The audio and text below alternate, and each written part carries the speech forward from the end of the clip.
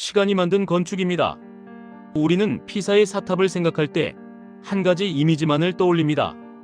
아슬아슬하게 기울어진 채 금방이라도 쓰러질 것 같은 하얀 탑, 그리고 그 앞에서 탑을 밀거나 받치는 유쾌한 포즈를 취하는 수많은 사람들. 피사의 사탑은 전 세계에서 가장 유명한 실수이자 이탈리아를 상징하는 유쾌한 아이콘이 되었습니다.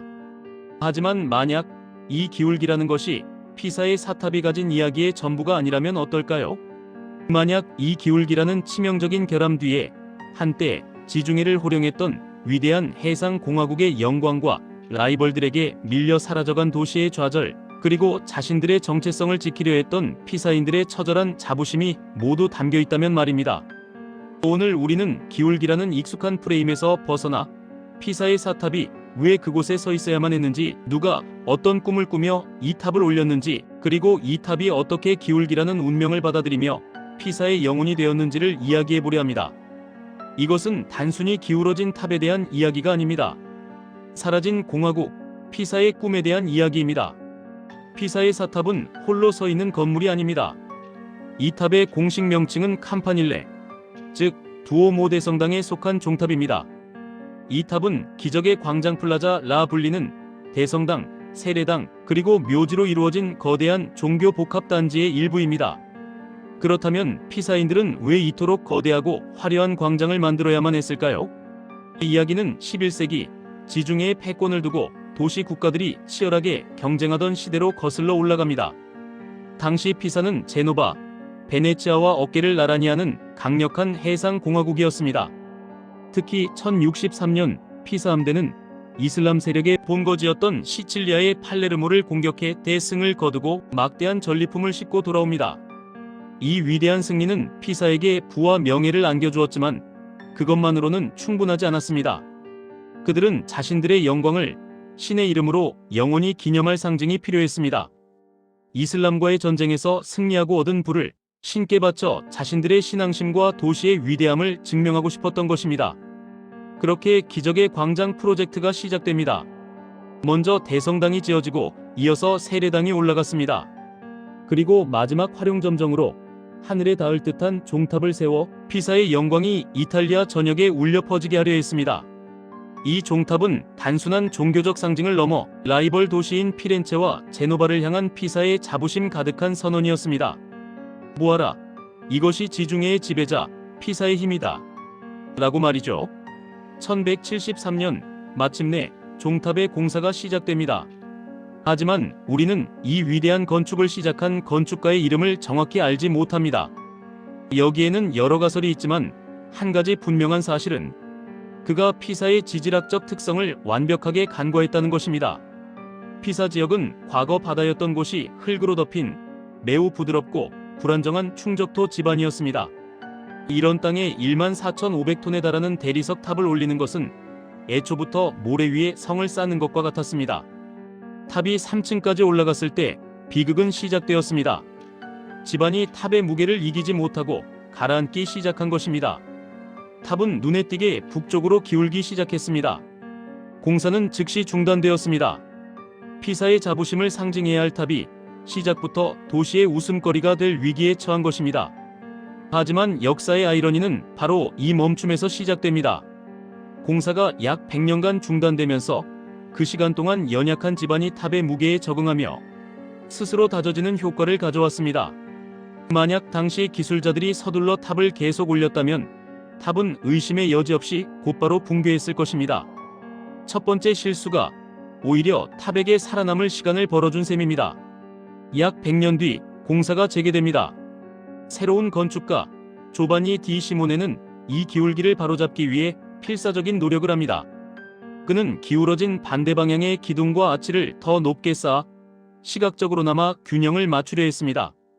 즉, 탑은 더 이상 원통이 아닌 미세한 바나나 모양으로 휘어지며 올라가기 시작한 것입니다. 하지만 이 노력은 오히려 탑의 무게 중심을 더욱 불안정하게 만들었고, 탑은 이번엔 반대 방향, 즉 남쪽으로 훨씬 더 심하게 기울기 시작했습니다. 결국 7층까지 쌓아 올린 뒤 공사는 다시 한번 중단됩니다. 탑의 공사가 지지부진하던 13세기 후반, 피사의 운명에 결정적인 사건이 발생합니다. 1284년 피사는 숙명의 라이벌이었던 제노바와의 멜로리아 해전에서 처참하게 패배합니다. 이 패배로 피사는 지중해의 패권을 완전히 상실하고 쇠락의 길을 걷기 시작합니다. 그 이후 피렌체의 지배를 받게 되면서 피사의 영광은 과거의 이야기가 되어버렸죠. 이제 피사인들에게 저 미완성에 기울어진 탑은 더 이상 승리의 상징이 아니었습니다. 오히려 쇠락해가는 자신들의 도시처럼 불안하고 위태로운 존재가 되었습니다. 그럼에도 불구하고 그들은 탑을 포기하지 않았습니다. 14세기 후반 마침내 마지막 종루가 올려지며 착공 199년 만에 탑은 완공됩니다. 하지만 탑은 이미 돌이킬 수 없을 만큼 기울어져 있었습니다. 피사인들은 이제 이 기울기를 바로잡는 것을 포기합니다. 대신 그들은 이 불완전함을 자신들의 일부로 받아들이기 시작합니다. 이 기울어진 탑은 더 이상 실패가 아니었습니다. 전성기 피사의 위대했던 도전, 그리고 라이벌에게 패배하고 쇠락했지만 여전히 쓰러지지 않고 버티고 서 있는 자신들의 모습을 투영하는 상징이 된 것입니다. 똑바로 서 있는 수많은 다른 탑들과 달리 이 기울어진 탑이야말로 피사만이 가질 수 있는 세상에 단 하나뿐인 정체성이었습니다. 똑바로 선 탑은 잊혀지지만 기울어진 탑은 영원히 기억될 것이라는 것을 그들은 본능적으로 알았던 것일지도 모릅니다. 시간이 흐르면서 탑의 기울기는 계속되었습니다. 20세기 들어 탑은 금방이라도 무너질 듯한 한계점에 도달했습니다. 이탈리아 정부는 탑을 구하기 위해 전 세계의 전문가들을 불러 모았습니다. 수많은 아이디어들이 쏟아져 나왔습니다. 탑을 분해해서 다시 조립하자, 거대한 지지대를 세우자, 심지어는 탑 반대편에 똑같은 탑을 지어 균형을 맞추자는 의견까지 있었습니다. 하지만 모든 전문가들이 동의한 한 가지 원칙이 있었습니다. 그것은 바로 탑을 똑바로 세워서는 안 된다는 것이었습니다. 기울기 자체가 탑의 정체성이자 존재 이유였기 때문입니다. 목표는 붕괴를 막는 것이지 기울기를 없애는 것이 아니었습니다. 수년간의 연구 끝에 마침내 해결책을 찾았습니다. 탑이 기울어진 반대 방향, 즉 북쪽 지반의 흙을 조금씩 파내는 것이었습니다. 아주 미세한 양의 흙을 수백 번에 걸쳐 제거하자 탑은 중력에 의해 스스로 아주 조금씩 바로 서기 시작했습니다. 이 공사를 통해 탑의 기울기는 18세기 수준으로 안전하게 되돌려졌습니다. 과학자들은 이제 탑이 앞으로 최소 300년은 안전할 것이라고 말합니다. 이것은 인간이 자연의 실수를 완벽하게 정복한 이야기가 아닙니다. 오히려 인간의 오만함이 만든 실수를 시간과 자연이 견뎌내게 하고 그것을 다시 현대의 과학이 존중하며 공존의 길을 찾아낸 이야기입니다. 결국 피사의 사탑은 우리에게 무엇을 말해주고 있을까요? 이 탑은 시작부터 실수였고 과정은 위태로웠으며 결과는 불완전했습니다. 하지만 바로 그 불완전함 때문에 이 탑은 전 세계에서 가장 유명하고 사랑받는 건축물이 되었습니다.